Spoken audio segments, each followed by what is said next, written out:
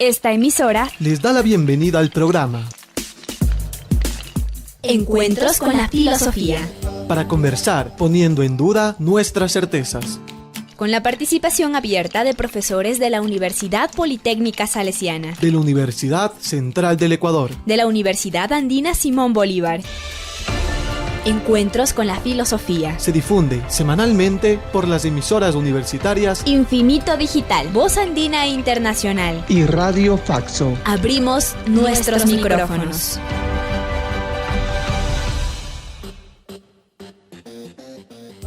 Bienvenidos y bienvenidas al programa semanal Encuentros con las Filosofías. Les saluda Edison Aguilar Santa Cruz. Saludo a Tito Chela en la cabina de Radio Voz Andina Internacional. Saludo al invitado de esta semana, Marcelo Vázquez Carrasco, quien obtuvo su licenciatura en Filosofía en la Facultad de Ciencias Humanas de la Pontificia Universidad Católica del Ecuador en 1986. En 1990, la maestría en Artes por el Departamento de Filosofía de la Universidad de Pittsburgh, Estados Unidos. En el 2002, la maestría y en el 2006, el doctorado en Filosofía por el Instituto Superior de Filosofía de la Universidad Católica de Lovaina, Bélgica. Desde 1991 hasta el 2024, fue profesor en la Universidad de Cuenca. Actualmente está jubilado. Bienvenido, Marcelo. Muchas gracias, Edison. Como ya había anunciado Marcelo la semana pasada, él nos ha propuesto revisar dos términos y conceptos muy debatidos, que son socialismo y comunismo. En esta semana está propuesta la conversación alrededor del término comunismo. Por eso le preguntamos, cotidianamente, en la vida cotidiana, ¿cómo se asume, cómo se usa ese término comunismo?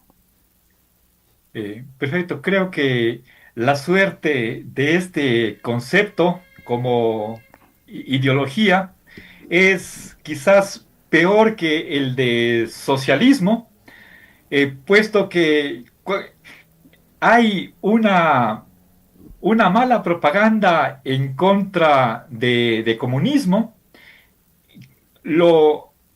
Cuando uno, sobre todo cuando estamos en campañas presidenciales,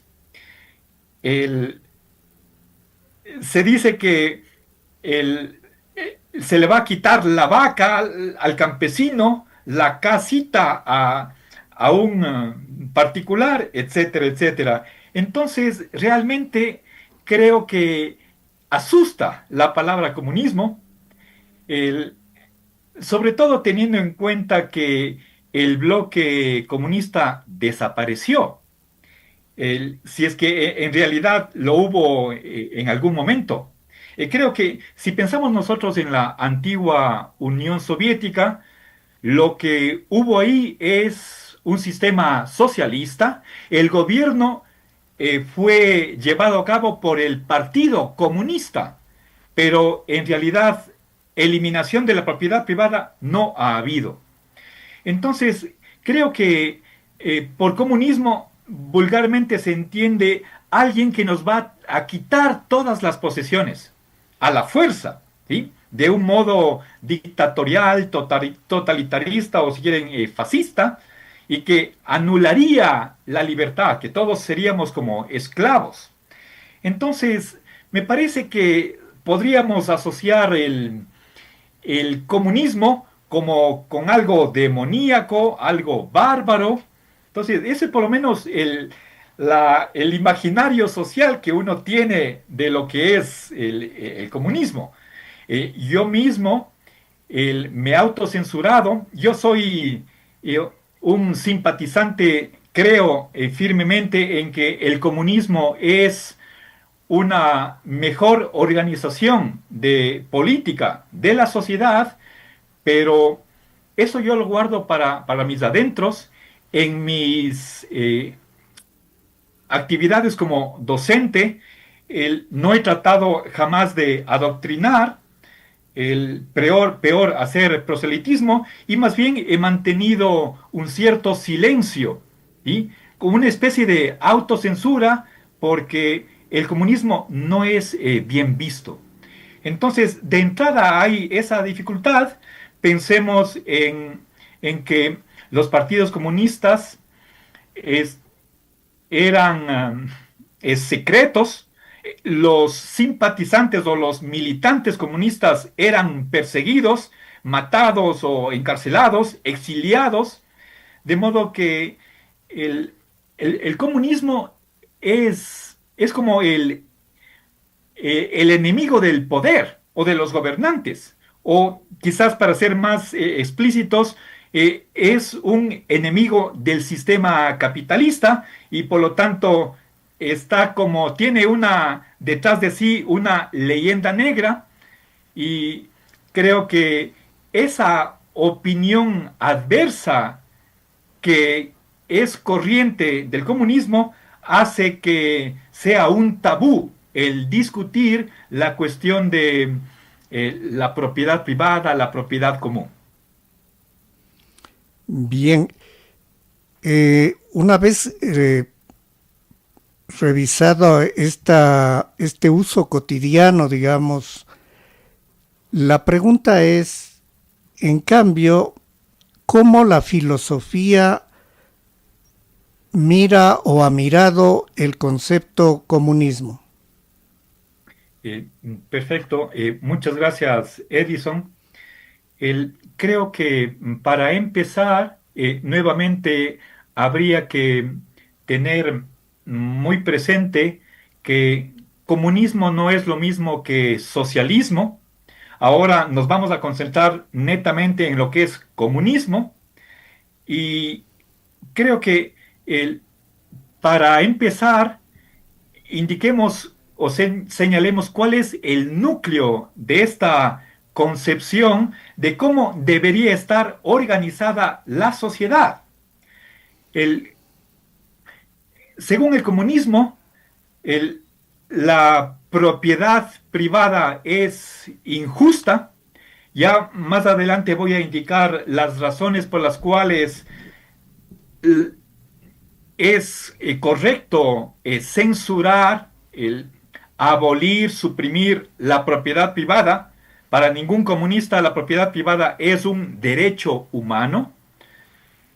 Vale la pena tener presente que en las Naciones Unidas, en el año 48, el día de votación de la Declaración Universal de los Derechos Humanos, países que pertenecían al bloque excomunista votaron en contra de esa declaración, entre otras cosas, porque ahí se reconocía que la propiedad privada es un derecho humano.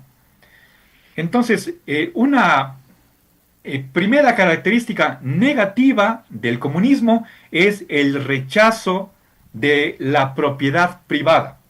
Ahora, como es fácilmente entendible, hay varios comunistas desde la antigüedad hasta nuestros días, y no vayamos a creer que comunistas solamente han sido Marx, Engels, Lenin, Stalin.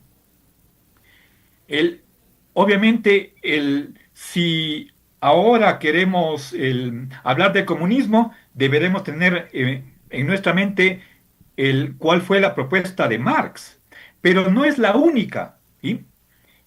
Ahora, en vez de propiedad común, perdón, en vez de propiedad privada, lo que se hace es propiedad común. Es decir, las cosas, todo, debería ser de todos. El propietario legítimo de todos los bienes es la sociedad en su conjunto. Y si nosotros rebasamos lo que son las fronteras nacionales y pensamos más bien en la familia del género humano, entonces es la humanidad la única dueña legítima del planeta Tierra y todos sus recursos. Pero bueno, eso será para un futuro lejanísimo. Eh, las propuestas, sin perder de vista de que hay el- esa idea de que el género humano constituye una unidad y hacia allá debemos caminar, pero pasarán bastantes siglos o quizás más de un milenio hasta que estemos en una república planetaria de hermanos, como somos de hecho todos los seres humanos. Pero pensando en nuestros tiempos, más bien el, el comunismo es una propuesta de organizar la sociedad compartiendo todos los bienes en una comunidad de bienes. Desde el- los, los objetos de uso personal, como podría ser una cuchara, una cama, la vestimenta, o los medios de producción serían sociales, de la nación. Lo que uno tiene es uso privado, pero o posesión privada, pero la propiedad es de la comunidad, de la sociedad en su conjunto. ¿Sí? No es lo mismo propiedad que posesión.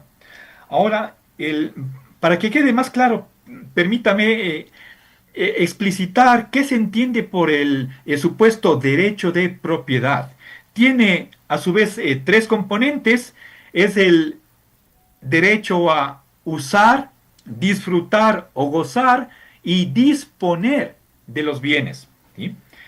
Usar y disfrutar, creo que no hay, el, se comprende perfectamente qué quieren decir esas palabras, pero creo que lo que resulta necesario declarar es qué es ese subderecho de disponer de los bienes. Es asignarle una finalidad independientemente de las necesidades de los demás. ¿Sí?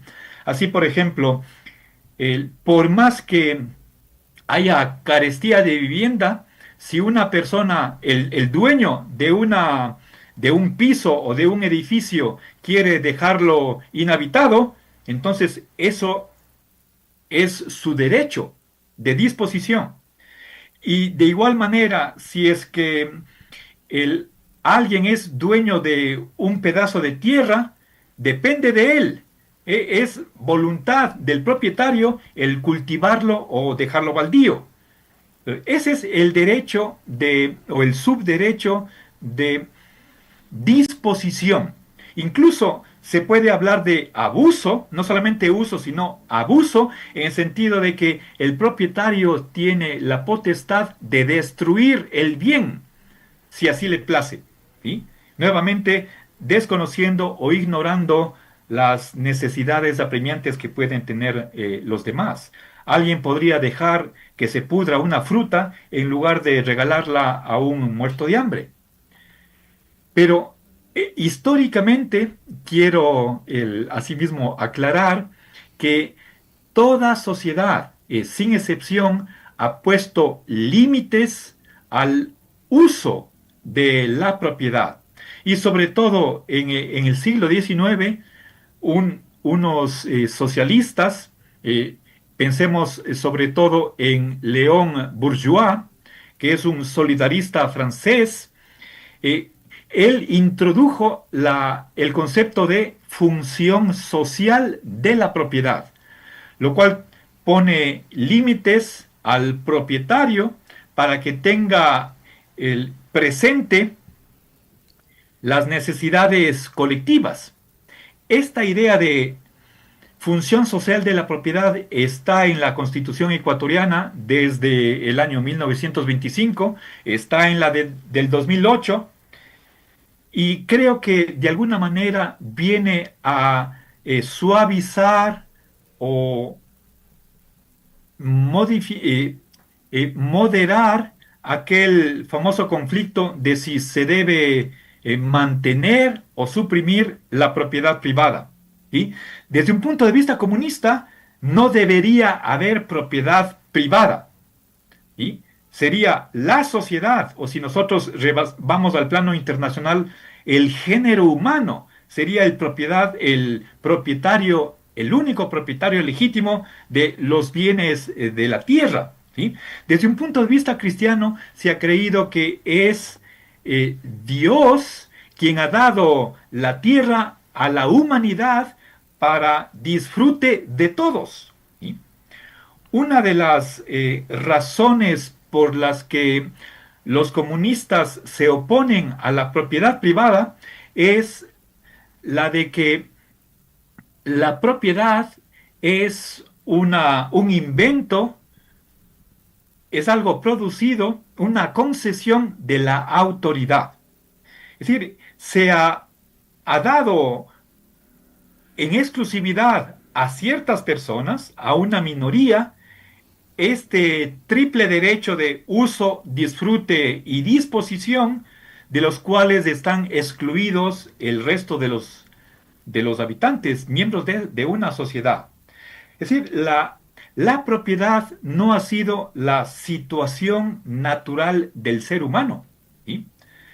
En este momento es apropiado que yo enuncie aquel pasaje muy famoso de Jean-Jacques Rousseau, que es un filósofo ginebrino de habla francesa, que en su discurso acerca del origen de la desigualdad de los hombres, él dice lo siguiente, más o menos textualmente, aquel que clavando una estaca dijo, esto es mío, es el verdadero creador de la propiedad privada. ¿Cuántos crímenes, muertes, angustia, destrucción, violencia habría evitado a la humanidad aquel que, arrancando las estacas, hubiera advertido a sus congéneres, guardaos de creer a este impostor, porque la tierra no es de nadie y los frutos son de todos. ¿Sí? Hasta aquí esa cita más o menos textual de Rousseau, que ilustra clarísimamente por lo menos dos puntos en los cuales quiero insistir. En primer lugar, que la tierra es común, es posesión de todos, y que fue creación humana el apoderarse o la propiedad privada. Y en segundo lugar, que la propiedad privada es origen de muchos males. ¿Sí? Esta idea es antigua, está presente en, por ejemplo, muchos padres de la iglesia, y es la idea de que detrás de la creación de la propiedad privada está el pecado, la concupiscencia. ¿Sí? Uno de los males que produce la propiedad privada es la discriminación. ¿Sí? Mucha gente da un trato diferenciado a las personas según las posesiones o según las apariencias. Si alguien está vestido de terno y corbata, cuello blanco, se le atiende muy bien. Pero en cambio a alguien de poncho que está con un costal a la espalda, con alpargatas, bueno, aunque ahora ya no se usan alpargatas, es mal visto. ¿Sí? O si es que alguien tiene un descosido en el pantalón o un hilito salido, ya se le ve mal, se le ve por encima del hombro. Entonces, creo que asociamos mucho el trato a las posesiones que uno aparenta tener o tiene en realidad. ¿Sí? Entonces, en lugar de que haya una consideración humana de aprecio genuino por el otro, primero estamos viendo cuál es su estatus económico. ¿sí? Para darle un trato u otro, ¿sí? Pensemos en otro de los males que se genera a partir de la propiedad, que muy posiblemente la mayoría de quienes amablemente nos escuchan o ven el video habrán experimentado en su vida personal, y es la cuestión de cómo se destruye la familia cuando llega el momento de repartirse las herencias, ¿sí? Si los padres pudieron acumular una casa, una cuenta bancaria, terrenos, etcétera, ¿cómo después de sus días los hermanos se olvidan de la hermandad, de la fraternidad, y quieren para sí, para cada uno, la mayor cantidad de ese pastel, ¿sí? Entonces, lamentablemente, eso nos dice que por encima de lo que es esa relación familiar está la adquisición de los bienes. Y eso nos puede llevar a enemistades, ¿sí? A ese romper, a esa quiebra de los lazos de hermandad, ¿sí? Y bueno, peor cuando está ahí la familia política, los cuñados, los yernos, las nueras, etcétera. Entonces, el ser humano cae a segundo plano, y en primer lugar se coloca la posesión de los bienes, la adquisición de bienes materiales, ¿sí? Eso es uno de los males acarreados por la propiedad privada. Pero en cambio, si es que hubiera propiedad común, y eso ya lo vio Platón, entonces no estaríamos preocupados por cada uno por sí mismo, como es la tónica en el sistema capitalista, sino que se robustecería esa unidad, ese sentimiento de formar parte de una comunidad, en la cual la sociedad es la que nos brinda un amparo, una protección, o la solidaridad de que todos para uno y uno para todos. ¿Sí? Ahora, veamos algunas otras razones que los comunistas pueden tener para eliminar la propiedad privada. Una tercera razón es la de la igualdad de derechos. Si nos tomamos en serio esta igualdad, recordemos qué decía la Declaración Universal, Declaración de los Derechos del Hombre y del Ciudadano de 1789, en la Revolución Francesa.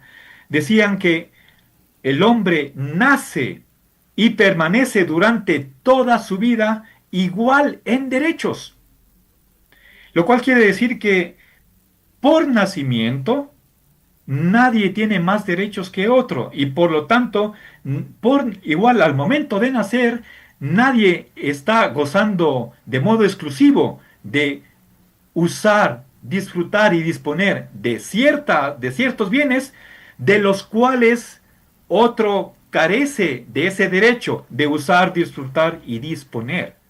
Entonces, si es que tomamos al pie de la letra ese derecho de igualdad de derechos, eso implicaría también igualdad de propiedad, ¿sí? Con igual derecho. Pero lamentablemente no es así. Una última razón, por cuestiones de tiempo no puedo hacer aquí un examen detallado. Creo que para que sea lícita o legítima la división de la tierra, ¿sí? Pensemos en el territorio, en el planeta Tierra, el establecimiento de las fronteras, para que sea legítima esa división, esa partición de la tierra, de por medio debería haber un acuerdo en común, y no, es decir, una especie de pacto, de consenso entre todos. Pero esto no se ha dado, Es inverosímil que tuvo lugar ese acuerdo común y por lo tanto esa partición de la tierra, de que una comunidad se adueña de un territorio y excluye a los que no forman parte de ella de entrar a ese territorio, eso es algo unilateral, ilegítimo y por lo tanto no hay derecho. ¿Sí? El- Personalmente creo que con el pasar de los años, estoy hablando de a un futuro remotísimo, serán cientos de años o más de un milenio, llegará un momento en el que no por voluntad humana, sino por la fuerza de los hechos, por una ley del progreso histórico, viviremos en una sociedad sin propiedad privada, en la que todos los bienes, no solamente los principales medios de producción, sino todo será compartido en común y lograremos vivir en una sociedad fraterna en la que nadie pasaría necesidades, ¿sí? Si es que el, si es la sociedad, el sector público, el que administra los bienes, entonces ahí hay mayor posibilidad, teniendo una política correcta en esta tendencia comunista, el, nadie pasaría necesidades. ¿Sí? Recuerden, uno de los criterios de distribución de, de los bienes, del uso de los bienes, es el de distribuir según las necesidades. Eso no significa a todos por igual, sino al que más necesita, más se le da, al que no necesita, no se le da. Y así proporcionalmente. ¿Sí? Pero todos tendrán satisfechos sus derechos, nadie pasará necesidades. De pasada, creo que vale la pena recordar que en el Hecho de los Apóstoles, en el Nuevo Testamento, en dos versículos se nos dice que la comunidad que formaron los primeros cristianos practicaban la comunidad de bienes. Quien quería formar parte de ella tenía que traer a la comunidad sus posesiones, ¿sí? Darla a la comunidad y luego con eso, con ese sacrificio, con esa actividad de servir a la comunidad, también se aseguraba que sea la comunidad, la sociedad, la que cuide de su bienestar. ¿Sí? Bien, entonces creo que esto es el, en, en resumen, en una apretada síntesis, lo que varios filósofos han pensado sobre cómo deberíamos vivir socialmente. Entonces, ahora nos corresponde preguntarle a Marcelo cuáles son sus recomendaciones, sean bibliográficas o audiovisuales, para profundizar acerca del tema comunismo. Gracias, Edison. De los grandes de la historia de la filosofía, yo quisiera recomendar muy calurosamente, en primer lugar, dos autores del Renacimiento, Tomás Moro y con su libro de La Utopía, y Tomás Campanella. Él no solamente tiene una obra titulada La Ciudad del Sol, sino que también tiene un estudio crítico al pensamiento de Aristóteles, que se opuso a la comunidad de bienes.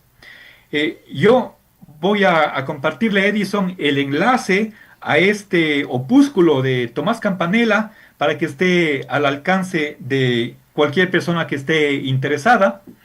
Ya en la época contemporánea, sí quisiera recomendar el famosísimo texto de el Manifiesto Comunista, que fue escrito conjuntamente por Marx y Engels en el año 1848. ¿sí? Ahí, entre otras cosas, se está diciendo, se reconoce explícitamente, textualmente, que una de las vías para el comunismo, cuando el, el Estado esté tomado por la clase de los proletarios, el Estado debería apoderarse de los medios de producción.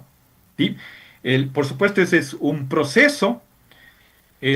Habría que empezar con los principales medios de producción y una vez que estemos en el comunismo, desaparecerá la división de clases y estemos en la propiedad común.